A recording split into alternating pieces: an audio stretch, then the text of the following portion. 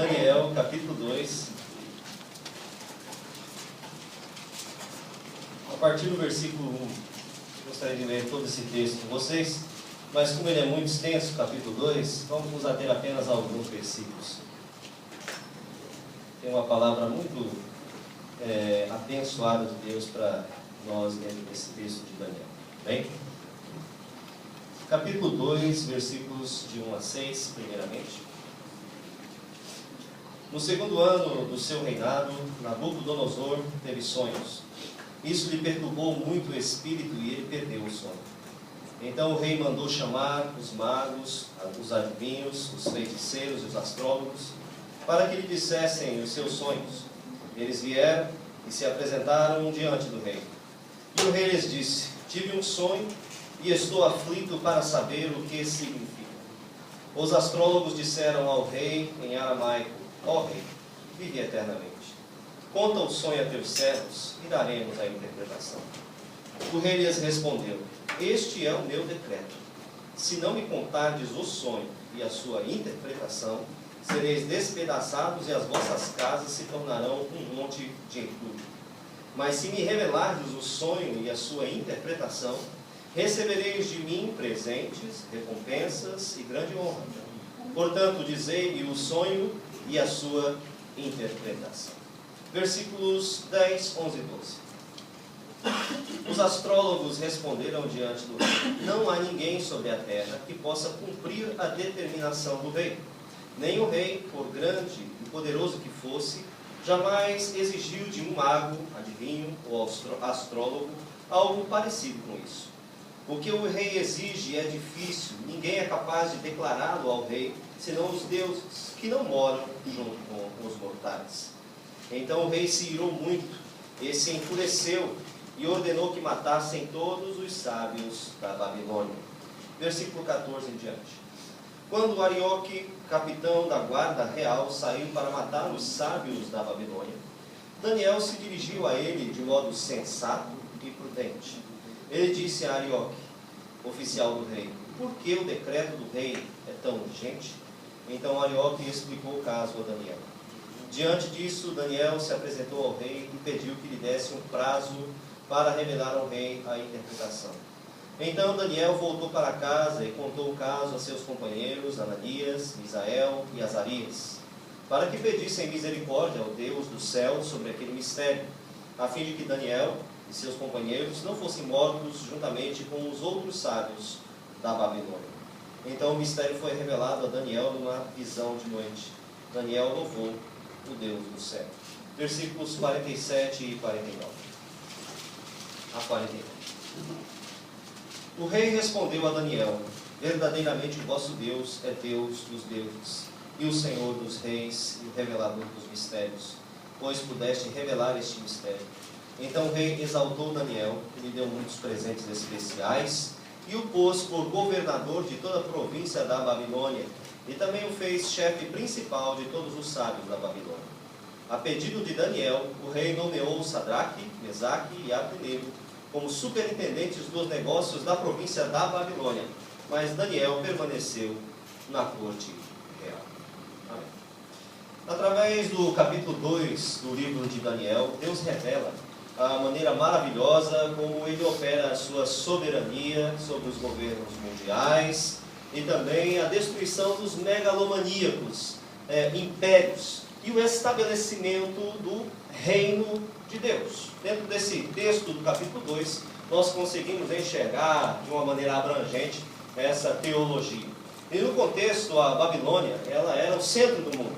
Hoje, observamos que o centro das atenções, o centro político está em Washington, né? Talvez lá em Berlim, na Comunidade Econômica Europeia.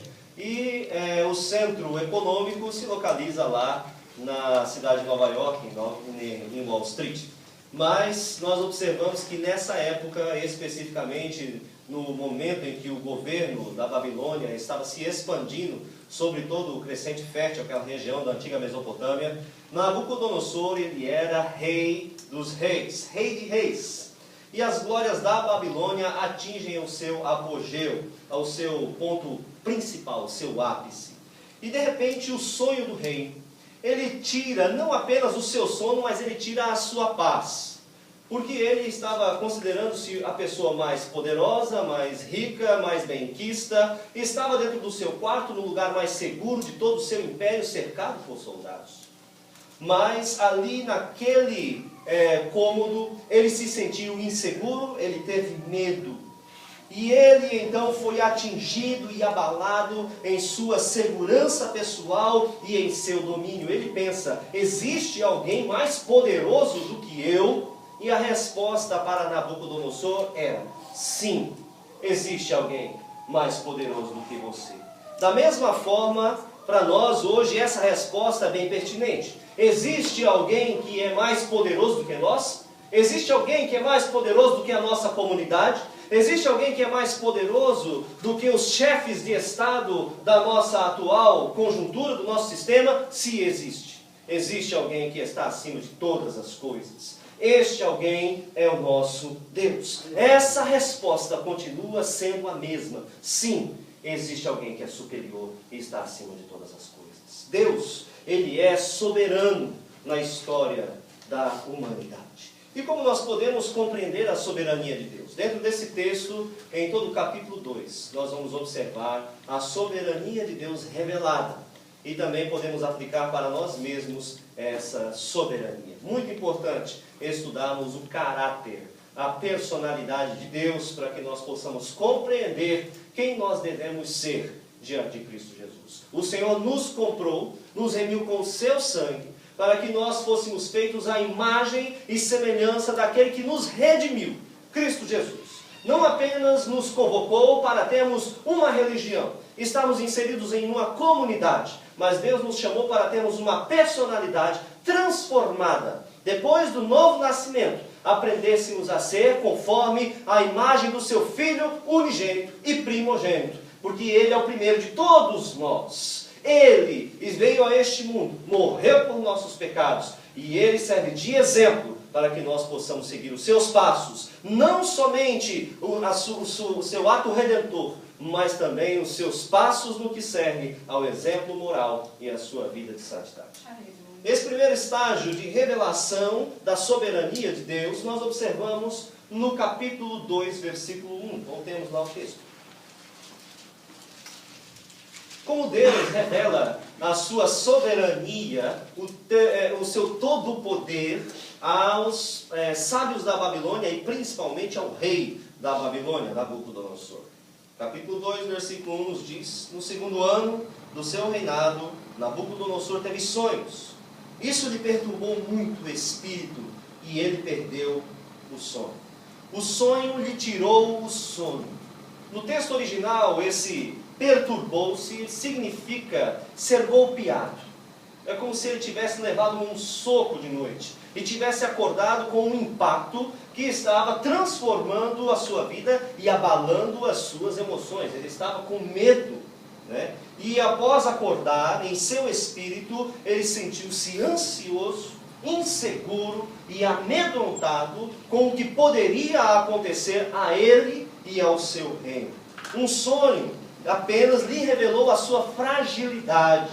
Apesar dele ser influente, ter toda a riqueza, ter todo o poder político, ele percebeu que ele era um homem frágil. Apenas um sonho foi o suficiente para mostrar para ele que ele era comum como todos os outros homens. Nabucodonosor, ele tinha poder, ele tinha riqueza, ele tinha fama, a sua palavra era lei, as suas ordens não podiam ser questionadas, mas ele percebeu que ele possuía alguém sobre ele.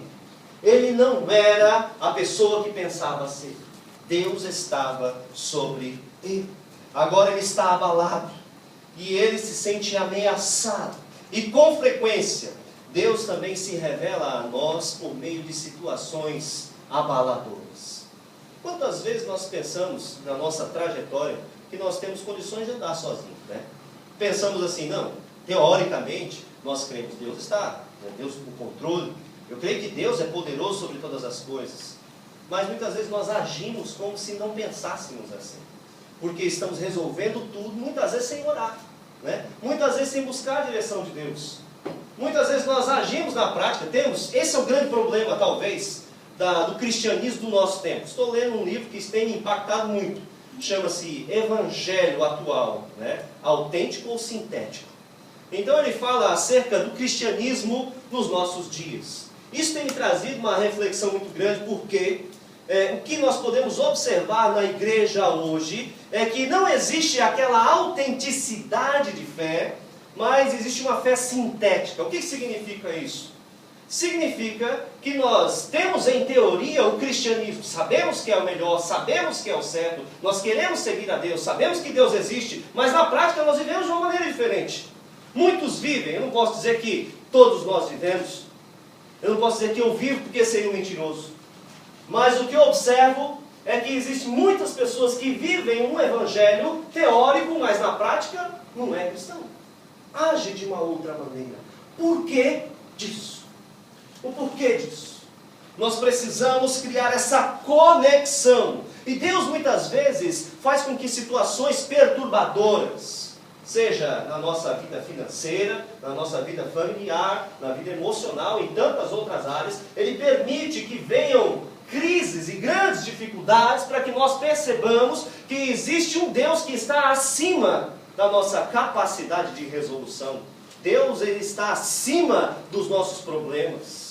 Deus, Ele é poderoso, e nós precisamos colocá-lo no seu devido lugar, e nós precisamos reconhecer a sua soberania, e nós precisamos reconhecer que Ele é Deus sobre nós, e nós precisamos aprender a depender dEle. E nestes momentos de dificuldade e de crise, é que nós nos voltamos mais à oração, nos aproximamos mais da humilhação.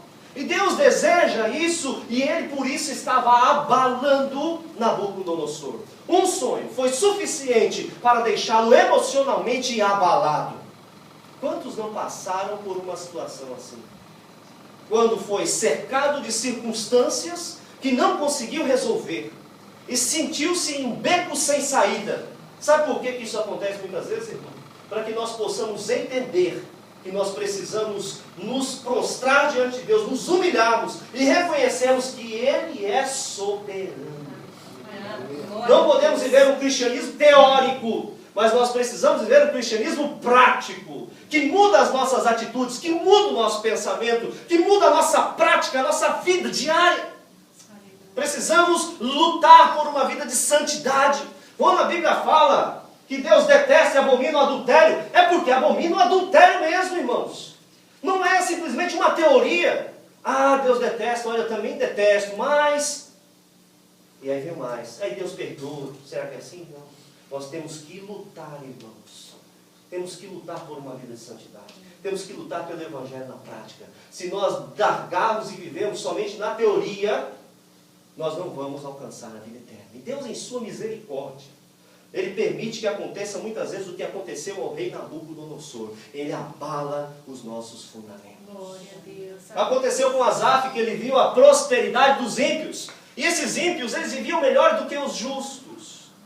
Por que os justos sofrem? Deus, e os ímpios, eles permanecem em sua vida tranquila. Eles erram, eles afrontam ao Senhor, a tua palavra, mas eles vivem confortavelmente, em paz, eles não são abalados como nós. Porém, o fim deles será como uma assolação. O que é mais importante para nós, irmãos? Não é simplesmente um alívio ou prazer nessa existência, mas o principal para nós é a salvação. Quando Deus permite que os fundamentos da tua vida sejam abalados, isso pode acontecer, digamos assim, de tempos em tempos, para que nós possamos, no momento em que nós estamos bem tranquilos, achamos que está tudo bom, estamos fazendo tudo sozinho, aí Deus permite que a gente dá uma recaída para que a gente perceba, não, preciso orar mais, preciso buscar mais. Aí você recupera, aí de repente você já está tranquilo de novo, estou voando sozinho. Aí Deus já puxa o teu tapete um pouquinho de novo, porque isso é misericórdia, irmãos. Misericórdia. Então o texto ele nos fala acerca do sonho perturbador, como que Deus revela a sua soberania, muitas vezes através das dificuldades, para que nós possamos compreender nesse sentimento de temor, de medo, muitas vezes de ansiedade, que somente Deus está no controle de todas as coisas. Quando Deus opera, quando Ele tira a nossa aparente tranquilidade, é para que nós percebamos que Ele é soberano. Segunda maneira como ele se revela soberano nesse texto, versículos 10 e 11. Os astrólogos responderam diante do rei: não há ninguém sobre a terra que possa cumprir a determinação do rei. Nenhum rei, por grande e poderoso que fosse, jamais exigiu de um mago, adivinho, ou astrólogo algo parecido com isso. O que o rei exige é difícil, e ninguém é capaz de declará-lo ao rei, senão os deuses que não moram junto aos mortais. Segundo estágio no processo de revelação da soberania de Deus, no texto de Daniel capítulo 2, observamos a impotência dos sábios. A impotência dos sábios. A sabedoria dos sábios deste mundo tem um limite. O rei mandou chamar os sábios da Babilônia, mas eles não puderam nem contar o sonho, nem dar a interpretação do sonho, porque também não sabiam o sonho. Talvez você não tenha entendido muito bem o texto. O rei ele foi até um pouco intransigente. Ele falou assim: olha, eu sei que vocês podem querer me enganar, né? Vocês podem querer fazer um jogo de palavras para poder me envolver em uma falsa resposta para poder livrar o seu pescoço. Então não vou nem contar o sonho. Se vocês forem realmente pessoas sábias, vocês vão ter a revelação do que eu sonhei, e vocês vão ter a interpretação também. E se não for desse jeito, não quero nada. E se vocês não trouxerem do jeito que eu estou pedindo, vai todo mundo morrer. Foi isso que o rei Nabucodonosor falou ali para os sábios da Babilônia, né? Nós sabemos que os sábios desse mundo, eles têm limites. Por vezes, eu já fiquei sabendo de pessoas que foram ao médico, né, e com enfermidades terríveis e difíceis, e os médicos falam: olha, essa enfermidade não tem cura. Sabe o que significa isso? Olha, nós não temos resposta para essa enfermidade. Nós podemos tentar tratar os efeitos colaterais, mas essa é uma enfermidade autoimune. Nós não conseguimos curar isso com os medicamentos. Os sábios deste mundo, eles têm limitações. Pessoas com problemas psicológicos vão ao psiquiatra, vão ao psicólogo, tentam resolver os seus problemas e fazem sessões e sessões de análise e não conseguem resolver o seu problema, e os médicos tentam dar respostas paliativas, mas nada se resolve porque os sábios têm limites. Quando nós observamos problemas caóticos na nossa sociedade, seja a inflação, seja a violência, seja o consumo de drogas, por que tudo isso? Muitas pessoas não conseguem encontrar a resposta, porque os sábios deste mundo são limitados. Essas pessoas são limitadas, irmãos, e não podemos exigir delas além do que elas têm para dar. Elas têm para dar limites. O único que é ilimitado é Deus. A sabedoria deles era limitada. Quem foram as pessoas que o rei Nabucodonosor chamou dentro desse texto? Ele fala que chamou primeiramente os magos. Os magos eram aqueles que tinham os conhecimentos dos mistérios sagrados e das ciências ocultas. Ele chamou também os encantadores, aqueles que manipulavam a mente e a visão das pessoas. Chamou também os feiticeiros, aqueles que usavam magia, invocando espíritos malignos. E também convocaram os astrólogos, que eram uma casta sacerdotal chamada de caldeus. Eles eram homens sábios e que se dedicavam a contemplar os céus e através dos astros encontrar respostas, a astrologia. Estes homens não conseguiram predizer o que o rei havia sonhado e não conseguiram trazer uma interpretação para ele. A resposta desses astrólogos nos versículos 10 e 11 foi o seguinte: olha, não há mortal sobre a terra que possa revelar o que o nosso rei exige. Esse assunto é um assunto sem precedentes na história. Nem o rei pediu isso antes. Ninguém fez algo parecido. E também o pedido do rei é extremamente difícil. Ninguém vai solucionar esse pedido. A solução do problema era supra-humana. Estava além da capacidade daqueles homens. A teologia dos sábios deste mundo sempre vai ser deficiente. A teologia dos teólogos também dentro da igreja, nós nunca vamos conseguir sondar a mente do nosso Deus. Nós nunca vamos conseguir colocar Deus dentro de uma caixinha e dizer nós conseguimos compreender completamente a mente do nosso Senhor. Em nenhum aspecto desse mundo nós vamos ter um conhecimento pleno todos nós somos limitados. E quando nós nos confrontamos com cargas pesadas de estudo e por fim encontramos a resposta de que nós nada sabemos, nós reconhecemos que nós somos impotentes. Por mais que os médicos estudem 6 anos para completar a sua graduação e depois que estudem mais 6 a 8 anos para completar a sua especialização, no final das contas, a sua sabedoria também vai ser limitada. Vão haver enfermidades que eles não vão saber. Isso diz respeito a todas as áreas do pensamento humano. Os homens são limitados. Você é limitado. O seu pensamento, o que você acha, o que você pensa, as suas soluções são limitadas. Nós precisamos confiar tudo a Deus. E saber, eu não sou o dono da verdade. Na questão, muitas vezes, da discussão, né? Nós discutimos e competimos, porque é uma competição verbal. Muitas vezes, na competição verbal, nós tentamos ver quem é que vai vencer essa batalha. Mas nós precisamos saber que nós não somos portadores e dominadores da verdade. O nosso conhecimento, a nossa visão, ela é limitada. Não podemos ser soberbos, nós dependemos de Deus. Os sábios desse mundo são impotentes. Nós também somos impotentes. E precisamos compreender que somente Deus é onipotente em nossa vida. Aleluia. Terceiro estágio, terceiro processo nessa revelação de Deus, da sua soberania dentro desse texto, está nos versículos 5, 10 e 11. Vejamos. Versículo 5.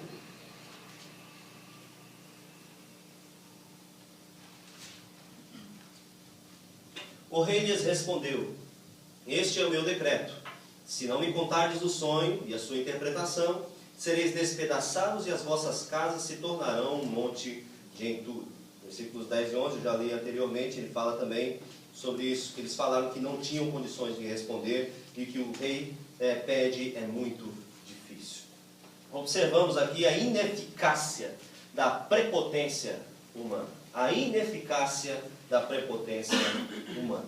Nabucodonosor, ele exigiu daqueles homens o que eles não poderiam oferecer. Eles não poderiam oferecer uma solução. E eles foram bem claros. Nós não podemos. Há coisas que são impossíveis aos homens. E exigir o que os homens não têm condições de dar é um ato de prepotência. E foi isso que ele fez. Eu quero que vocês façam deste jeito.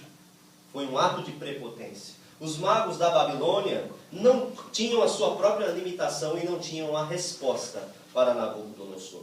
Nabucodonosor, em sua prepotência, ele ofereceu 2 opções e 2 caminhos. Primeiramente, ele ofereceu a destruição. Se vocês não fizerem como eu estou ordenando, eu vou mandar matar e despedaçar a vocês e a família de vocês. E vou fazer da casa de vocês um monturo. Eu vou destruir todo mundo. Ato de prepotência. Se vocês não fizerem o que eu quero, eu vou destruir vocês. Eu vou combater vocês. Eu vou combater as suas famílias. Mas, se vocês fizerem o que eu quero, eu vou lhes dar riqueza, influência, poder. Vou lhes dar tudo o que vocês quiserem. Ele ainda estava na condição de prepotência, de arrogância. E o homem, na sua prepotência e na sua arrogância, ele não consegue ver a soberania de Deus. Não consegue enxergar que Deus é que está acima de todas as coisas. Nós não temos poder e não podemos coagir a Deus a agir da maneira que nós estamos pedindo, da maneira como nós queremos. Ele determinou o extermínio. Ele acusou-os de esperteza, de conspiração, versículo 9, e ele ordenou a execução sumária daqueles homens. Porque quanto mais alto um homem sobe, mais medo ele tem de perder o poder. E era o que ele estava sentindo. Ele estava sentindo muito medo de perder o seu governo e o seu reino. Tanto que nós observamos na sequência, nos próximos capítulos, que ele faz uma imagem muito grande à sua adoração, porque ele estava com medo de perder o seu reino. E mandou todo mundo se prostrar. Eu quero que todo mundo se prostre e reconheça que eu sou Deus aqui na terra. Né? Porque ele estava com medo de perder o seu reinado. Quantas vezes, com medo de perder as coisas, de perder a sua vida, ou até mesmo de ter perdas nesta vida, nós cometemos desatinos. Nós precisamos entender que nada é nosso, tudo é de Deus. Precisamos compreender que não existe justiça pessoal que nos leve até a presença de Deus e nos faça exigir dele que ele nos faça aquilo que nós queremos.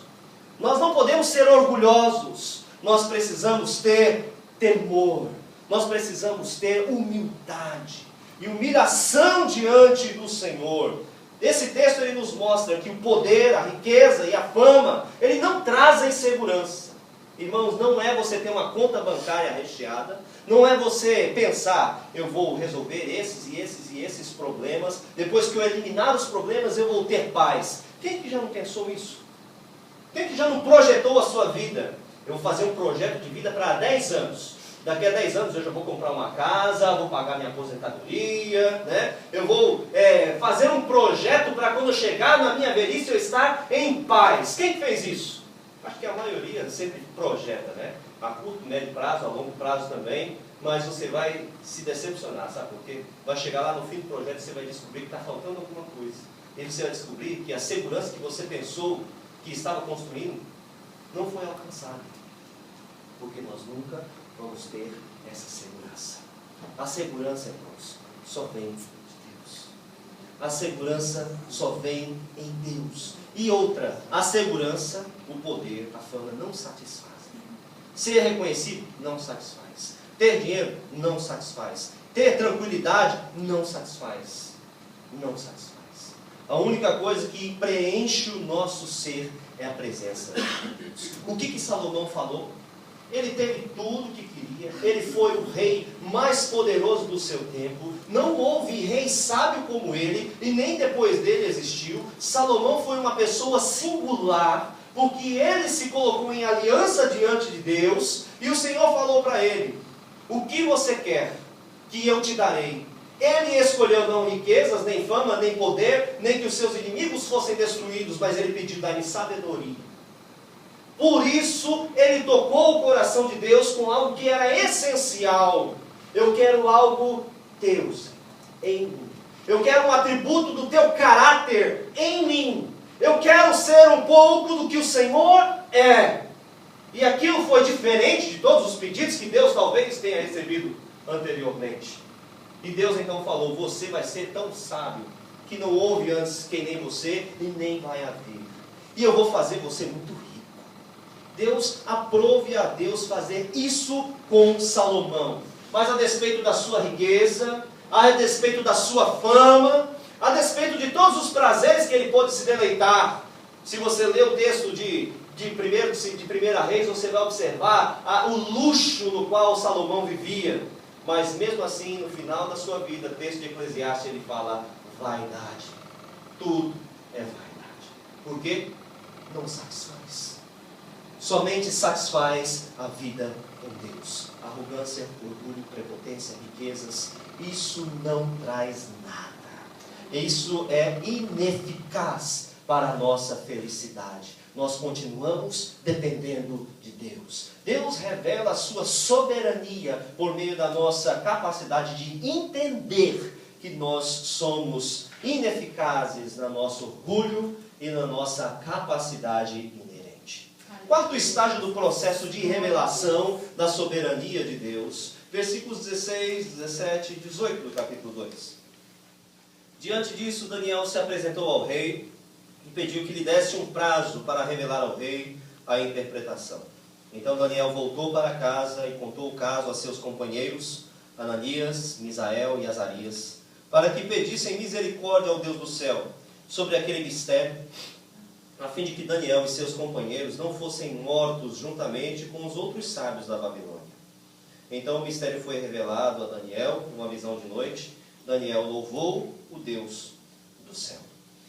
Nós observamos aqui a ação do servo que entende a soberania de Deus. Vamos ver agora um contraste. Até este momento nós vimos a ação de Nabucodonosor sendo confrontado com a soberania de Deus e a sua impotência diante da soberania e do todo poder de Deus.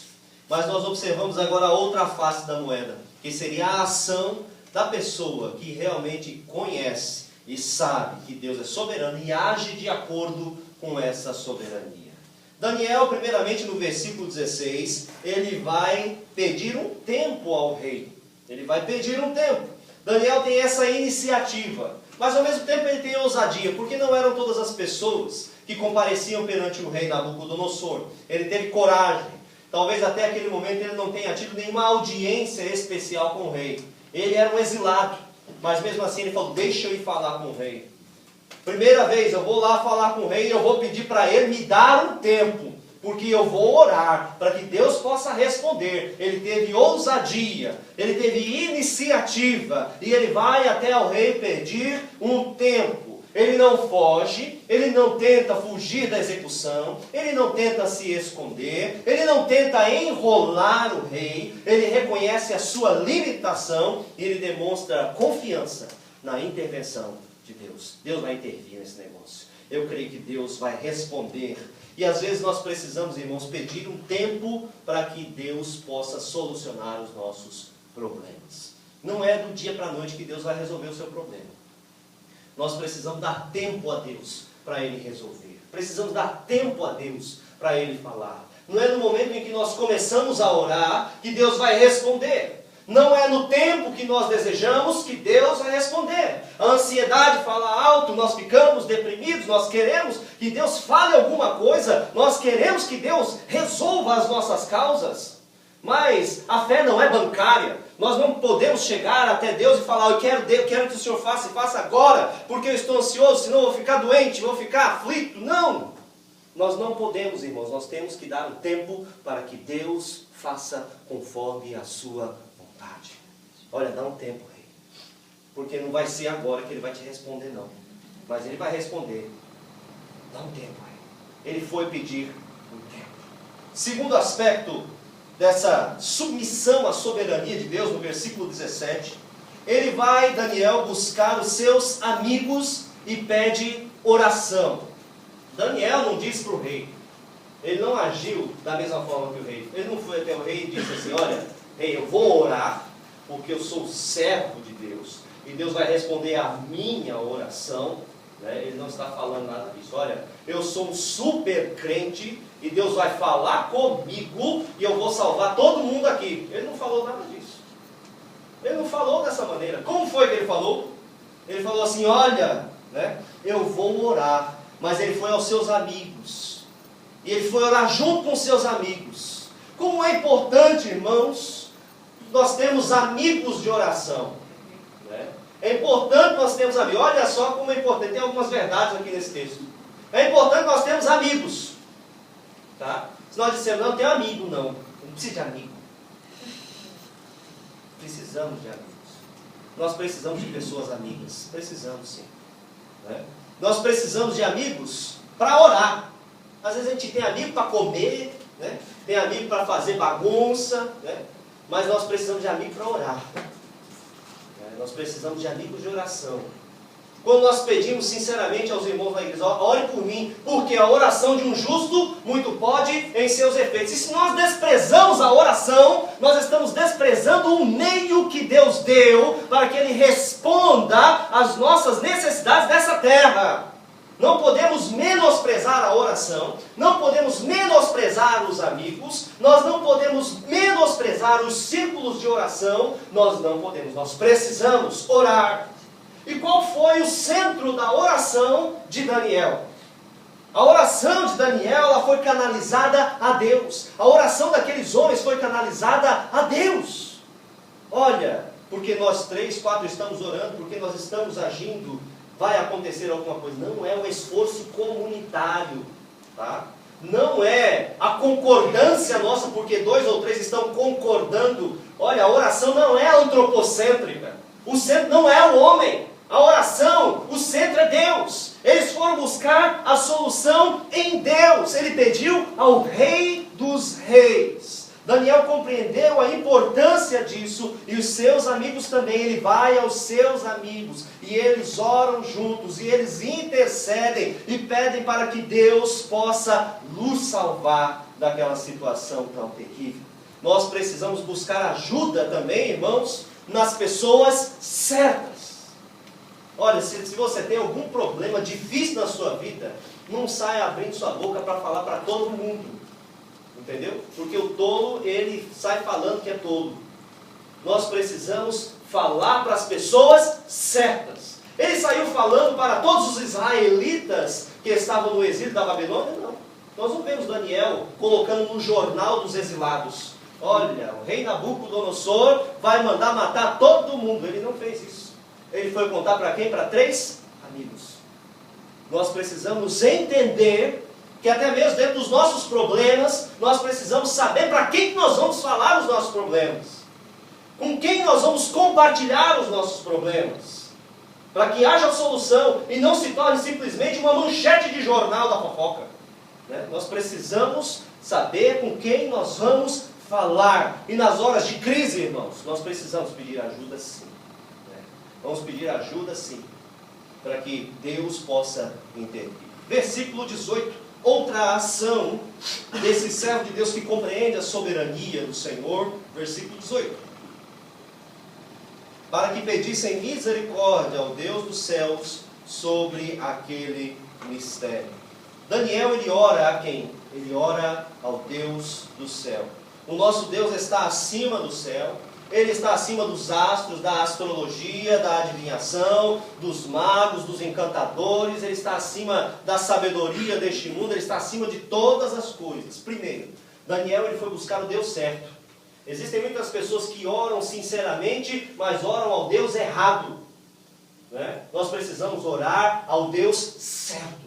Quem é o Deus certo? O único Criador do céu e da terra, do universo, o formador da nossa essência e do nosso espírito. Não existe saída ou solução em outras religiões. Não existe em outros deuses. Somente o nosso Deus Pai, triuno, Deus Pai, Deus Filho, Espírito Santo, Jesus Cristo. Somente desse Deus invisível é que há resposta verdadeira. Ele foi buscar o Deus verdadeiro. Outra questão nesse texto é que ele foi buscar a Deus pedindo o quê? Misericórdia. Nós enxergamos aqui uma grande dificuldade dos nossos dias desse evangelho sintético que nós encontramos hoje. Muitas vezes damos ordem para Deus. Nós queremos que Deus faça, mas eles foram pedindo misericórdia. Misericórdia, meu Deus. Opera e intervém ao nosso favor. Nos abençoe, nos ajude, nos proteja, nos revele por tua misericórdia. Eles foram se humilhando diante de Deus. Eles pediram misericórdia. Eles não foram com arrogância, que foi o aspecto oposto de Nabucodonosor e a sua prepotência. Mas eles foram com humildade. Deus, revela-nos, fala conosco e nos dá livramento. Nós precisamos da sua ação, nós precisamos da tua intervenção, nós precisamos que o Senhor nos mostre o que devemos fazer, ainda que pareça óbvio, irmãos. É importante que nós tenhamos sempre em nosso pensamento: Deus, o que o Senhor quer? Como que nós vamos agir? Esses dias, semana passada, acho que vou dar até um testemunho que a minha esposa ia dar, né? Ela foi tomar um remédio, e o remédio, se eu não me engano, tinha cortisona, que é uma substância química que ela estava pesquisando a respeito da cortisona na internet. E ela tomou o remédio. Quando ela tomou esse medicamento, já fez mal para ela. Ela vomitou, sentiu muito mal, né? E já teve outras reações gastrointestinais também, né? Mas antes dela tomar o remédio, eu até agora me lembro o que foi que ela falou. Ela pegou aquele remédio e falou assim: olha, Deus, né, o remédio, ele vem dos homens, mas eu sei que quem cura é o Senhor. O remédio ajuda, mas quem cura é o Senhor. Abençoe esse remédio que eu vou tomar, meu Deus. E o remédio tinha uma substância química que dava alergia nela. Ela tomou o remédio, toda a pele dela inchou, né? Ela se sentiu mal, começou a sentir que o seu organismo estava mudando. ela poderia ter entrado em choque, ter tido falta de ar e ter fechado todo o seu aparelho respiratório. Porque ela tomou e continuou tomando remédio e a reação foi ficando cada vez mais forte. Até que ela chegou segunda-feira no médico, o médico foi fazer todos os exames e já colocou ela no soro e passou remédio antialérgico para ela também. Então nós sabemos que quem nos protege é Deus. Quem intervém na nossa vida é Deus. E isso é pela sua misericórdia. Ele é quem age em nossa vida e é por sua misericórdia. E nós precisamos ter essa dependência de Deus, todo o tempo, até nas pequenas coisas. Daniel também, no versículo 20, nos mostra uma outra característica do conhecimento dessa soberania. Daniel diz: seja bendito o nome de Deus para todos sempre, porque a sabedoria e a força pertencem a Ele. Daniel, ele entende dentro desses versículos seguintes, vamos ler até o 22. Ele muda os tempos e as estações, remove e estabelece reis. É Ele quem dá sabedoria aos sábios e entendimento aos que conhecem. Ele revela o profundo e o escondido, conhece o que está em trevas e a luz mora com Ele. Daniel, ele bendiz a Deus, porque Deus, ele conjuga sabedoria e conjuga também poder. O rei Nabucodonosor, ele tinha poder, mas ele não tinha sabedoria. Deus tem poder e Deus tem sabedoria. Daniel louva a Deus, porque Ele é Senhor do tempo. É Ele quem cria as estações, é Ele quem faz mudar as estações do ano, o céu, o sol, todo o movimento astral. É Ele quem muda a nossa vida, é Ele quem muda as gerações, é Ele quem renova as gerações da igreja, a nossa posteridade. Ele é o Deus do tempo, Ele é o Deus da história, Ele que põe reis, Ele que depõe os reis, Ele é soberano sobre todas as coisas, e Ele louva a Deus com pleno conhecimento dessa soberania, e eu dependo deste Deus, e eu tenho uma aliança com este Deus, e eu busco a esse Deus, e esse Deus é o Deus que vai me responder, e que já me respondeu. Ele é quem revela os mistérios, não são os homens. O entendimento não está na mente humana, mas o entendimento e a revelação de tudo que nós devemos fazer provém de Deus. Aleluia. Ele dá louvor a Deus por todas as coisas. Ele louva, ele coloca o foco e o centro em Deus mesmo. A interpretação, então, irmãos, ela vem por meio da revelação de Deus, que é o quinto e último estágio desse processo de revelação da soberania de Deus. Versículos 27 e 28, vamos ler.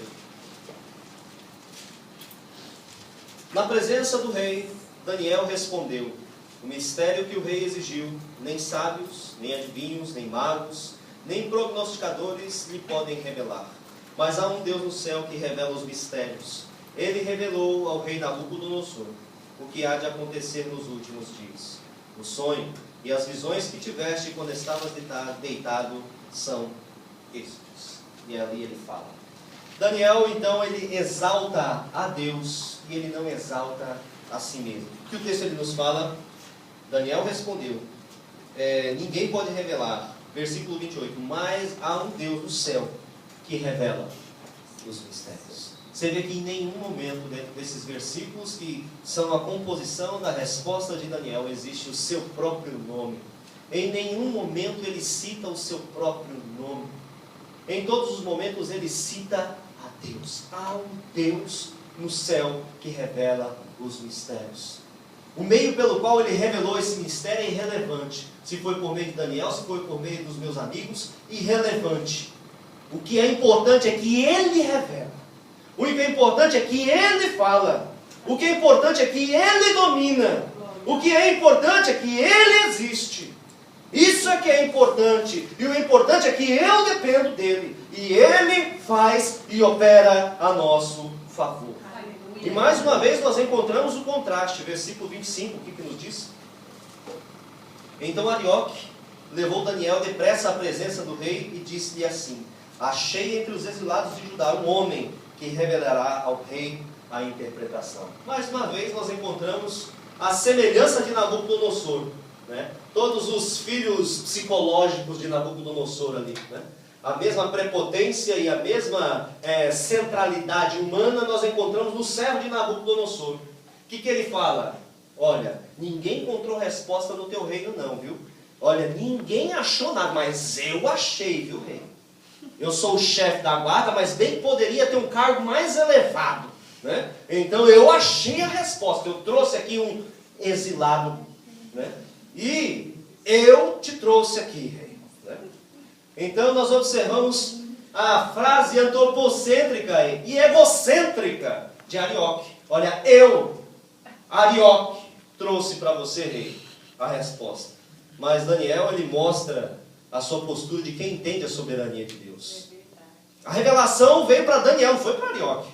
Então Arioque, ó, não tinha nada a ver com a história. Ele só acompanhou Daniel até a sala do trono, né? E Daniel, que teve a revelação, ele entendeu certinho o recado. Falou, olha, existe um Deus no céu que revela. Foi ele. Ele não falou em nenhum momento, olha, Deus me deu a revelação. Deus é quem revela. Aí nós encontramos uma outra verdade, irmão. Você quer ser usado nas mãos de Deus? Olha, Deus vai te usar. Ele vai fazer testes, né? Porque aquele que recebe pouco, depois ele vai dando mais, né? Deus funciona assim, né? Ele, nas coisas pequenas foste fiéis, sobre o mundo será colocado. Então Deus te dá a oportunidade de ser usado por Ele. Aí Deus começa a te usar no pouquinho. Aí você já se exalta. Né? O que acontece? Né? O que acontece que Deus, ó, então não dá, não, vai aprender um pouquinho mais. Esse vaso não está, pim, bom, vamos voltar para o barro, moda de novo, né? Aí vamos ver se, peraí, tem outros na fila aqui, espera um pouquinho, viu? Tem outros na fila aqui. Aí vai para a fila, espera, vai ser moído. É assim que funciona. Irmãos, nós precisamos aprender a dar glória a Deus. Dar glória a Deus. Porque Deus é quem faz, Ele quer te usar. E quem Deus usa é irrelevante. É pastor que a gente está pregando aqui, é irrelevante isso. O que é relevante é a palavra de Deus. A revelação não está em mim, é de Deus. A palavra, a sabedoria não está em mim, vem de Deus. A única coisa que Ele usa são as minhas cordas vocais e a minha gesticulação. Às vezes até é muito ruim, né? Mas o importante é que a palavra de Deus chegue ao teu coração. Então o canal é relevante. Como diz o texto bíblico, fala, servo inútil. Eu fiz o que Deus me mandou fazer. Nós precisamos ser humildes, irmãos, e reconhecer que nós não somos superiores a ninguém, né? Nós não somos super nada, não somos nada. Nós somos humildes. Existe um Deus no céu, né? Aquele que quer ser maior entre vós, que seja menor, servo. Nós precisamos aprender a servir. E eu observo muito, quando existe orgulho, as pessoas não gostam de servir. Não gostam de servir em oração, não gostam de servir no ajudar, não gostam de servir numa limpeza, não gostam de servir numa arrumação, não gostam de servir numa visita, não gostam de servir o ouvido para ouvir o problema do outro, não gostam de servir em nada, só serve a si mesmo. Aquele que quer ser maior entre vós, e quer ser usado diante de Deus, seja servo.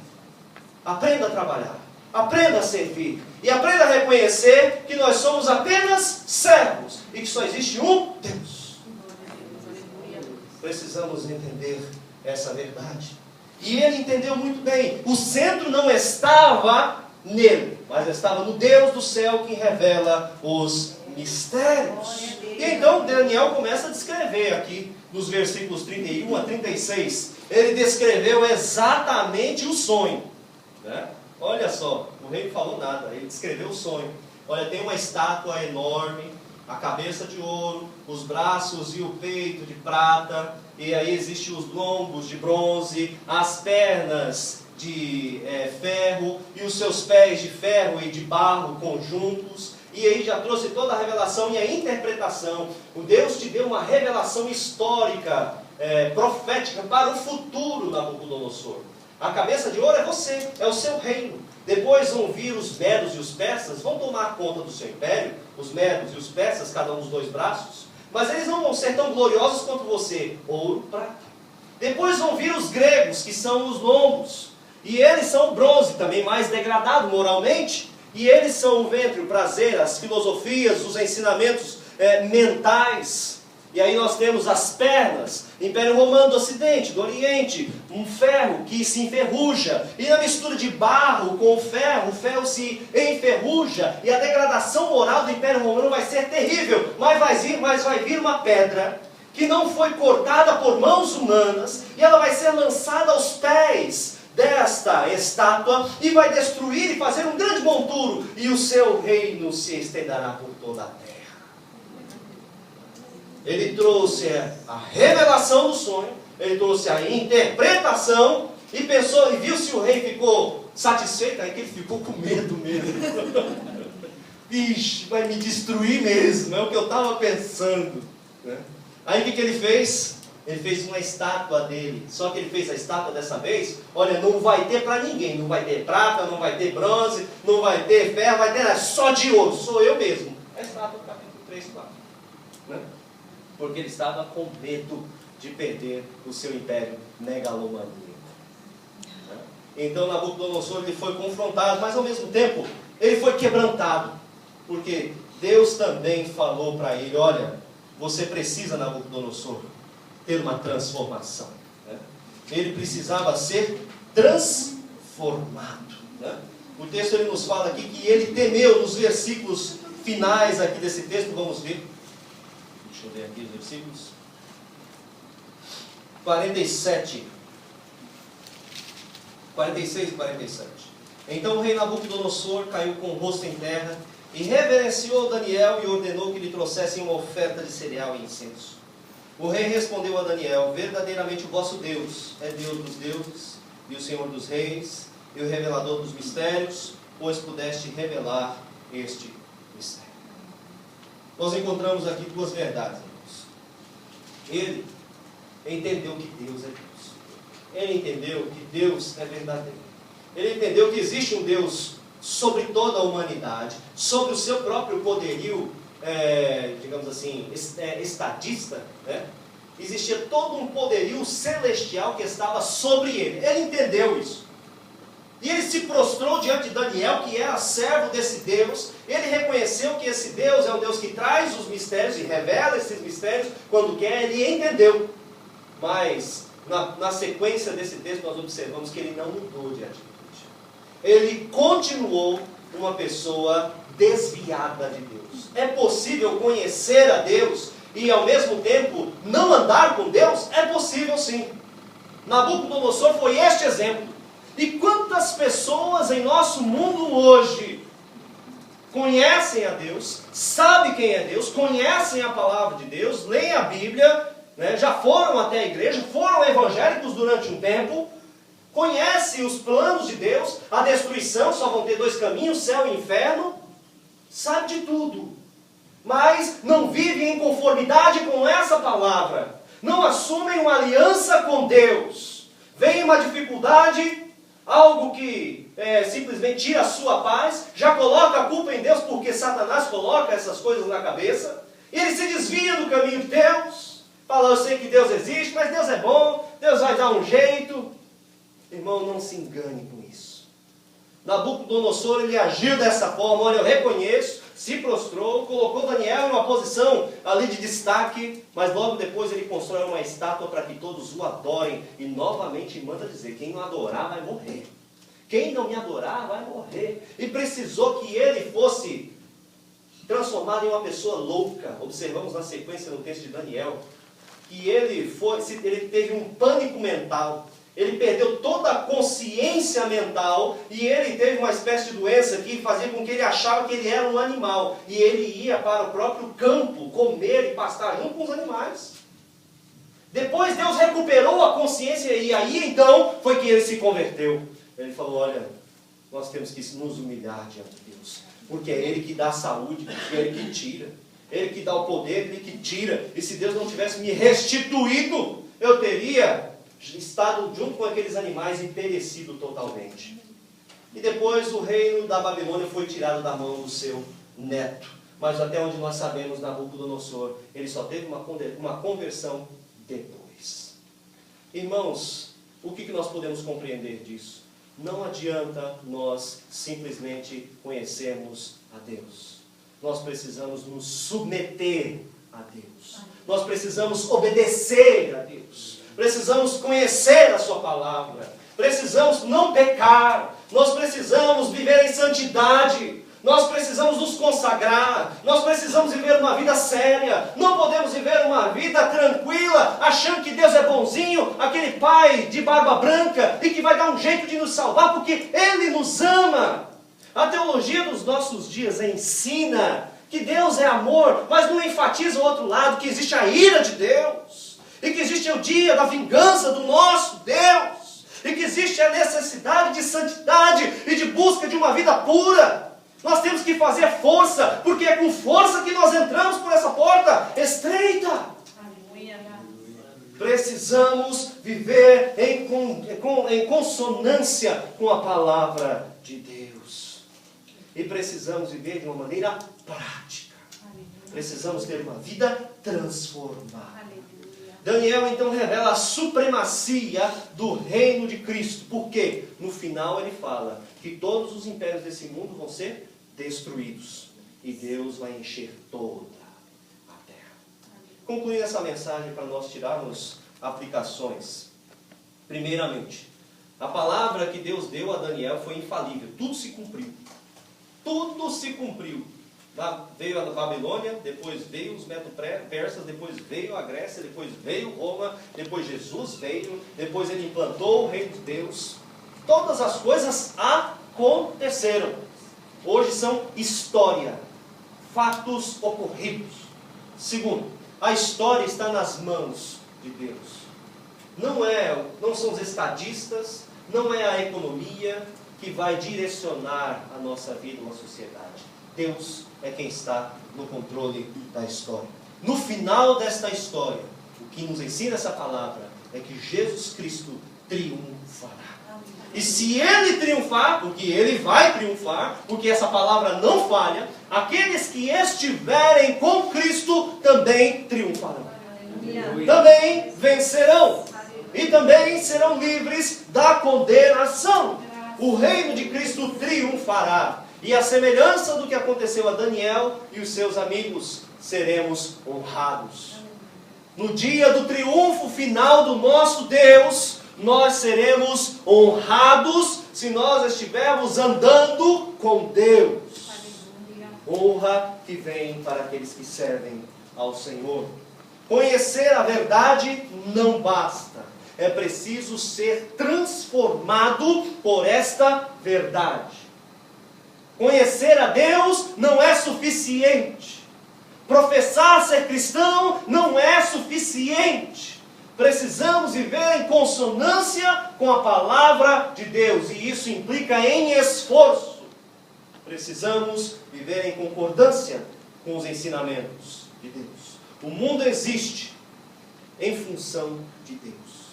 O mundo existe para glorificar a Deus. O mundo existe para satisfazer a Deus. Não é o contrário. Deus não existe para nos satisfazer. E isso é uma teologia dos nossos dias. Quando nós falamos, olha, você está com problema. Olha, Deus vai resolver o seu problema. Deus vai tirar a sua pobreza. Deus vai encher a sua conta bancária. Deus vai tirar os seus problemas. Vai curar todas as suas enfermidades. Nós estamos oferecendo só o evangelho do benefício. Só que o evangelho do benefício, ele só traz prejuízos. A mesma pessoa que aceita os benefícios, quando não recebe os benefícios, aí então vai reclamar, cadê os benefícios? Ah, não funciona não, Deus não existe, ó, sai da igreja. Não podemos usar a técnica do evangelismo do benefício. Não vai funcionar. Não adianta termos uma teologia positivista, pós-moderna, politicamente correta. Não adianta. Não adianta. Nós temos que ensinar a verdade. Aquele jovem, quando foi se encontrar com Jesus, de noite, ele falou, olha, desde a minha mocidade eu tenho servido a Deus e tenho observado toda a lei. Né? Aí o Jesus, ele pegou no ponto fraco daquele rapaz, então vende tudo que você tem. Aí ele saiu. né? Aí, olha o evangelismo de Jesus. Olha o evangelismo de Jesus. Ele falou a verdade. Aquele rapaz não se converteu diante de Jesus. Até onde nós sabemos é que, olha, Jesus falou para ele: vende tudo, me segue, você terá um tesouro no reino dos céus. Até onde nós sabemos, aquele jovem rejeitou o tesouro do reino dos céus, rejeitou seguir a Cristo por causa dos bens que ele tinha. Até onde nós sabemos, o evangelismo de Jesus não foi bem sucedido com aquele rapaz. Até onde nós sabemos, aquele rapaz, ele se desviou e preferiu, escolheu, mesmo sendo moralmente correto, ele escolheu não seguir a Jesus. E esse foi o evangelismo de Jesus. Ele falou a verdade. E ali foram dois caminhos. A palavra cumpriu o propósito: ou salvação, ou condenação. Então não temos que ficar preocupados com o resultado do evangelismo. Porque nós temos que saber que o mundo existe para glorificar a Deus. E nós sabemos que o mundo não existe para ser satisfeito por Deus. O centro não somos nós. Quando nós observamos que, como é que é o nome dele? Nietzsche, ele falou que Deus morreu. Friedrich Nietzsche, Deus morreu. Ele simplesmente estava fazendo a apologia da humanidade. Ele estava dizendo: o homem está no centro. Deus não existe, nós somos o centro. E aí então existe toda uma teologia libertária e pós-moderna que traz então a existência de Deus. Não, Deus existe para satisfazer o homem que está no centro. Não acredite nisso. Nós estamos na periferia, Deus está no centro. Nós vivemos para agradar a Deus. Nós existimos para glorificar a Deus. Se existe alguma coisa que Deus faz por nosso intermédio, toda a glória, toda a honra seja a Deus. E se nós tivermos que sofrer por amor a Deus que está no centro, que assim seja. E se for uma vida sem benefícios neste mundo, que assim seja. Porque o centro é Deus e o principal é a salvação. E o texto ele nos ensina a soberania. Deus é soberano. Esse capítulo 2, ele mostra claramente, do início até o fim, que Deus ele está no controle de todas as coisas. E os homens, a humanidade, deve se sujeitar à vontade desse Deus soberano. Vamos trazer essa palavra para nós e aplicar no nosso dia. Viver com Deus, Deus como soberano. E você vai ver quantos benefícios você vai colher do reino de Deus em você mesmo. Amém? Amém. Vamos orar. Pai, nós te louvamos e te agradecemos por esta noite. Obrigado porque a tua palavra falou conosco. É a tua palavra, Senhor. Nós não somos nada. Nós dependemos de ti. Nós dependemos inteiramente do Senhor. Que o Senhor nos use nesta terra, meu Deus. Que nós possamos ser luz nessa terra e sal deste mundo. Nós compreendemos a tua soberania. Nós compreendemos o teu poder. Que nós possamos ter como um grande exemplo as ações que o nosso irmão, o profeta Daniel, executou, vivenciou, aplicou na sua vida pessoal, nos momentos de crise, nos momentos de decisão, nos momentos de grande importância, exponenciais na sua vida. Que nós possamos também ter toda a dependência do Senhor. E nós possamos dar toda a glória ao Senhor. Que o foco seja o Senhor e que nós fiquemos apenas por detrás. Que o Senhor possa, meu Deus amado, nos usar nesta geração. Porque nós cremos, ó Deus, que o Senhor há de trazer juízo sobre toda a terra. Nos prepara, Senhor amado, para sermos transformados. Nós conhecemos muito do Senhor. Meu Deus, quantas pessoas conhecem tanto do Senhor. Mas mais importante do que conhecer é viver na prática este Evangelho. Por isso nós te pedimos, ó Deus, que os teus servos, que o teu povo possa colocar na prática o conhecimento que eles têm de Cristo Jesus e que o teu Espírito Santo tem revelado a eles. Nós queremos que o Senhor há de triunfar. Nós queremos que o Senhor vai retornar. Nós queremos que o Senhor vai vir buscar a tua igreja. E que o Senhor vai estabelecer definitivamente o teu reino. Que o Senhor honrará aqueles que te honram. E o Senhor dará um lugar no seu reino para todos aqueles que sofrerem aflições por causa do teu nome. E nós possamos viver em concordância com essa palavra. E nós possamos viver debaixo dessa soberania, dependendo do Senhor, que estando caminhando junto com os nossos irmãos, orando juntos, buscando juntos soluções, para que a nossa sociedade, a cidade, a igreja, a comunidade, sejam também beneficiados. E nós possamos andar contigo, e nós possamos, ó Deus, pregar a tua palavra. Não nos deixa, Senhor amado, colocarmos-nos no centro, mas que nós possamos, ó Deus, fugir dessa artimanha de Satanás. Que o Senhor nos guarde, Senhor amado, desses falsos ensinamentos, e que nós possamos ter sempre o Senhor no centro da nossa vida. Ajuda os teus servos, Senhor, a vencer o pecado. Ajuda os teus servos a vencer o mal. Ajuda-nos, ó Deus, porque nós não podemos viver um cristianismo teórico, mas nós precisamos viver na prática este Evangelho. Perdoa os nossos pecados, Senhor, e que o Senhor possa nos fortalecer para que vivamos uma vida de santidade. Ajuda os teus servos, ó Deus, a vencer o pecado que tão de perto nos rodeia. Ajuda os teus servos, Senhor amado, a viver uma vida que te agrade. Perdoa-nos, ó Deus, daquilo que não te satisfaz, e que o Senhor nos ajude a sermos melhores para a glória do teu nome. Nós queremos ser salvos, nós queremos ser libertos, nós queremos entrar no teu reino, e queremos entrar juntos. Por isso abençoa o teu povo, Senhor amado, em nome do Senhor Jesus Cristo. Perdoa pecados nesta noite, fortalece aqueles que estão fracos na fé nesta noite, aqueles que têm, ó Deus, sucumbido na luta contra o pecado nesta noite, ajuda-os, e que o Senhor possa, meu Deus, abençoar a tua igreja, para que possa se preparar para a volta do nosso Senhor Jesus Cristo.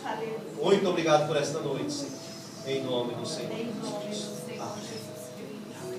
Amém. Podemos assentar para essa oportunidade.